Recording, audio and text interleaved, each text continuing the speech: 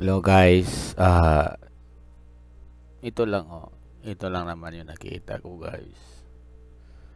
Ito lang kapag ka maglalaro ka pala,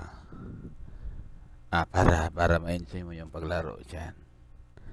Ayan lang, dapat mayroon kang alaga. Ayan lang simple lang naman yung ginawa ng kanyang alaga guys. Siya lang naman yung humawak sa lubid. Pero alam nyo guys, sa nakikita ko lang dyan, hindi yan paghawak sa lubid guys.